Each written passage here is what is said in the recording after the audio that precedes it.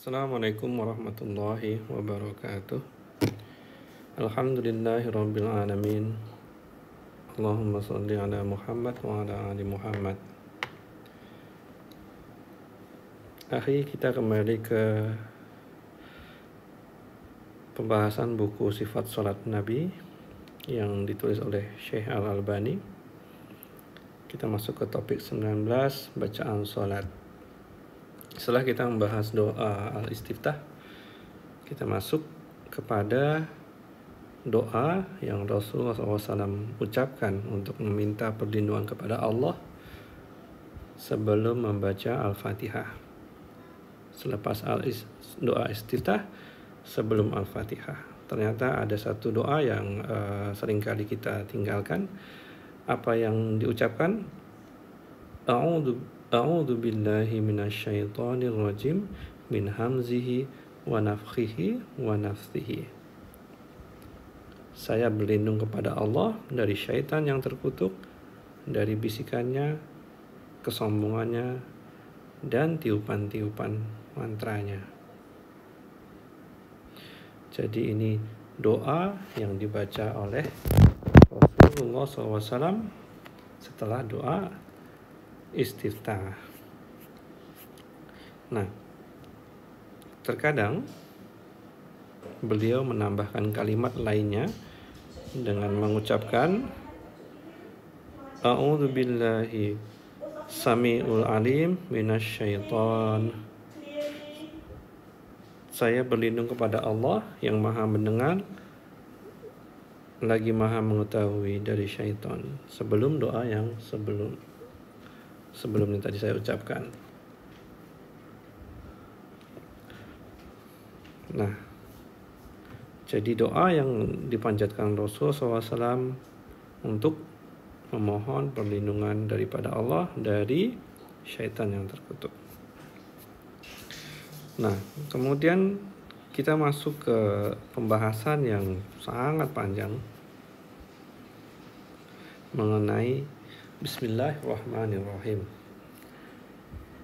dalam surat Al-Fatihah. Nah,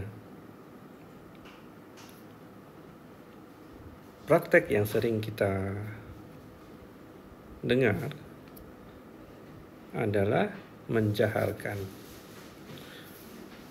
Ketika dalam sholat jahar, sholat subuh, maghrib, isya, Bismillahirrahmanirrahim dijaharkan dengan Al-Fatihah.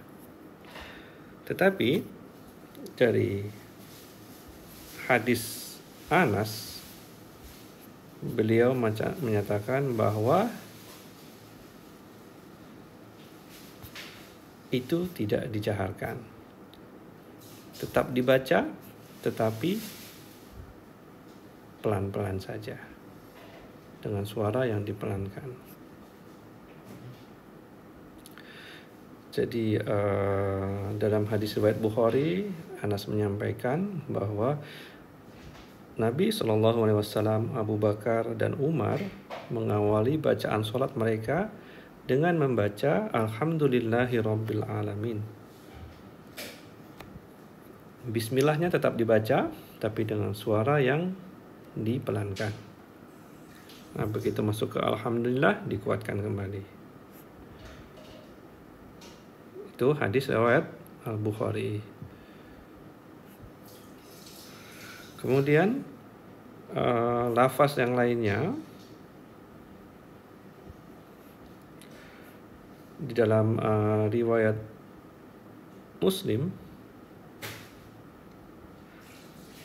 Anas mengatakan bahwa saya mengerjakan sholat bersama Rasulullah SAW, Abu Bakar, Umar, dan Utsman, dan saya tidak mendengar seorang pun dari mereka yang membaca Bismillahirrahmanirrahim.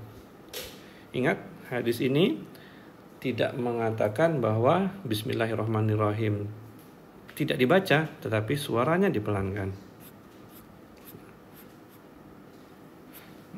Jadi itu yang disampaikan oleh Syekh Al-Albani dalam kitabnya.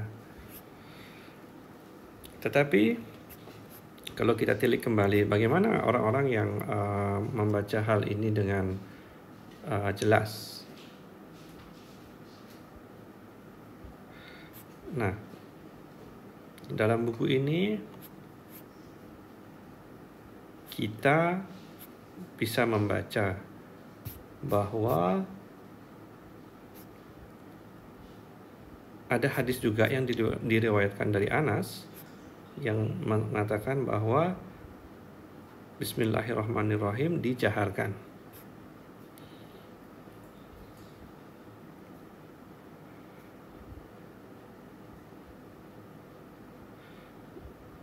Dan sebagian ulama mensyahihkannya.